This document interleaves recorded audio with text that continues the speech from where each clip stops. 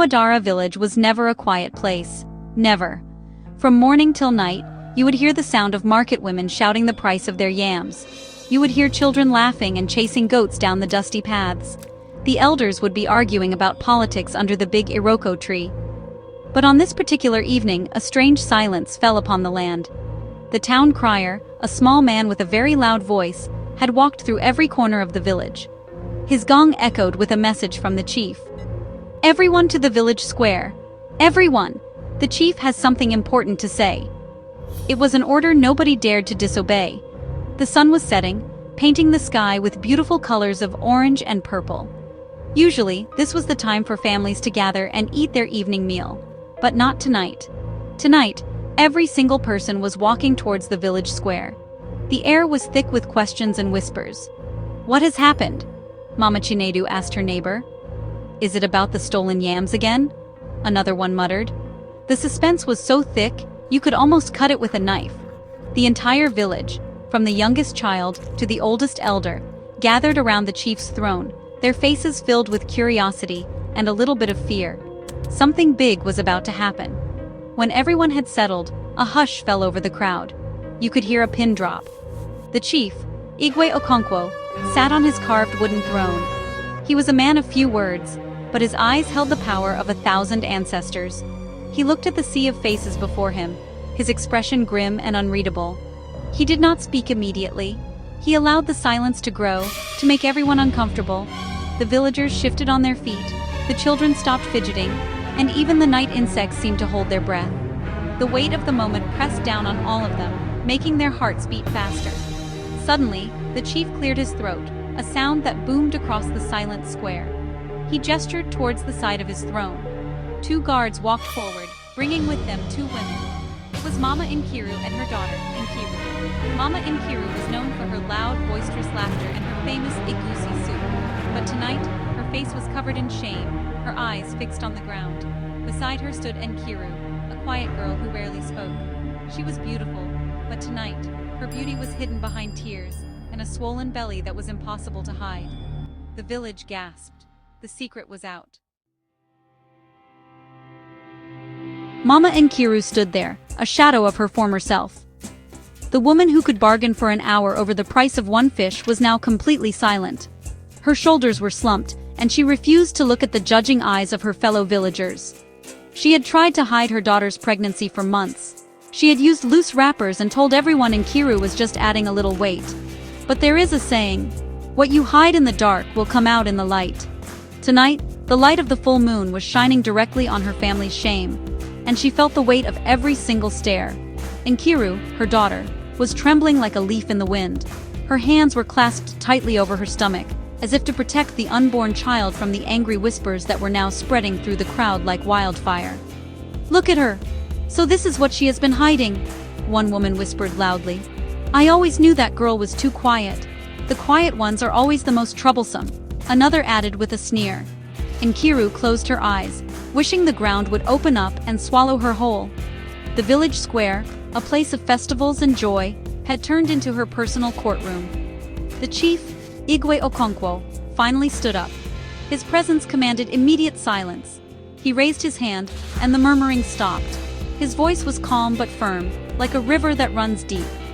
"Umuadara, we are gathered here tonight because a taboo has been committed in our land," he announced. "A child has been conceived outside of marriage. We must cleanse our land, but first we must find the root of this problem." He turned his piercing gaze towards the trembling Nkiru, his voice growing louder with every word, echoing through the night. "Nkiru, daughter of Obina," the chief's voice boomed, making her flinch. "Look at me." She slowly lifted her tear-stained face.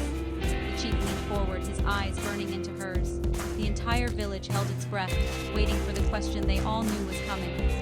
"Tell this village, tell your ancestors, tell us all. Who is responsible for this? Who is the father of the child in your womb?"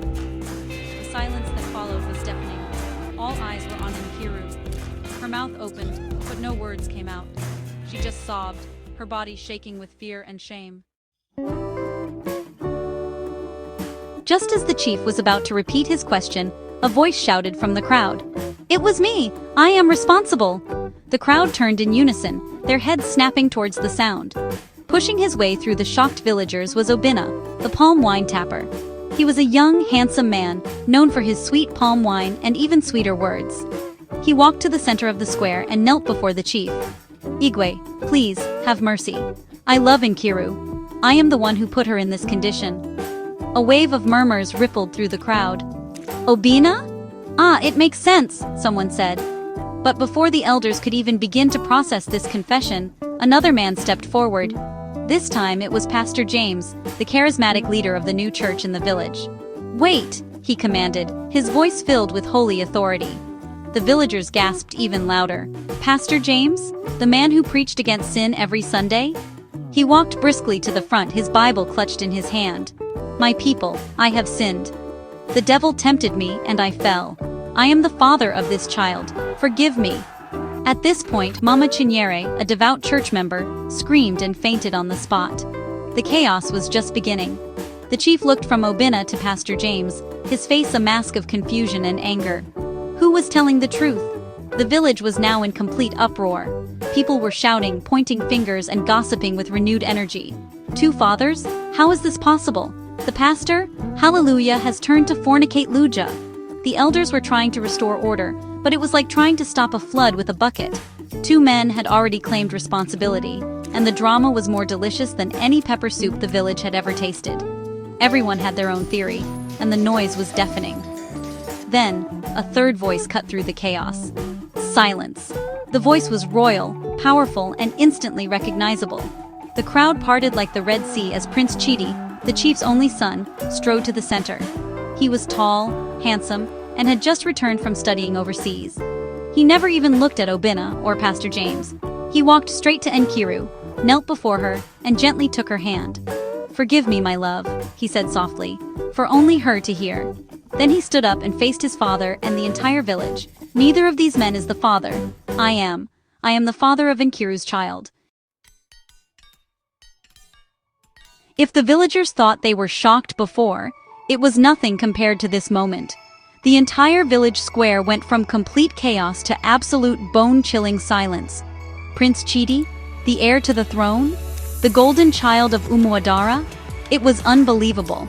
The son of the Igwe himself, admitting to being the father of a commoner's child?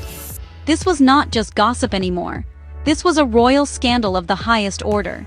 The jaws of the elders dropped so low they nearly touched their chests. Another woman, Mama Nkechi, let out a loud wail and promptly fainted, right next to the still unconscious Mama Chinyere. The chief, Igwe Okonkwo, looked as if he had been struck by lightning. His face, once a mask of authority, was now a canvas of pure shock and disbelief. He stared at his son, his only heir, who was now standing defiantly with Nkiru's hand in his. "Chidi, what is the meaning of this madness?" the chief stammered, his voice barely a whisper. The prince, however, did not flinch. He looked his father directly in the eye. "It is not madness, father. It is love. I have loved Nkiru since we were children, playing by the river. I was going to tell you, but I was afraid." The revelation of a forbidden love story sent a new wave of shock and emotion through the crowd. This was more than just a girl getting pregnant. It was the prince choosing a girl with no royal blood, a secret relationship that had been happening right under their noses. The whispers started again, but this time they were different. They were filled with awe, pity, and a little bit of admiration. The prince and a poor girl? This is like a story from a book. What will the royal family do now? The fate of the two lovers, the unborn child, and the entire kingdom hung in the balance. The night that had started with a simple call to order had descended into a full-blown crisis. The village of Umuadara was now at the center of a scandal that would be told for generations. The chief was speechless, the elders were confused, and the villagers were a mix of angry, excited, and heartbroken. Prince Chidi stood firm, his grip on Nkiru's hand tightening, ready to face whatever consequences came his way. In the heart of the chaotic village square, amidst the fainting women and the gossiping crowd, a royal secret had been unveiled, and Umuadara would never, ever be the same again.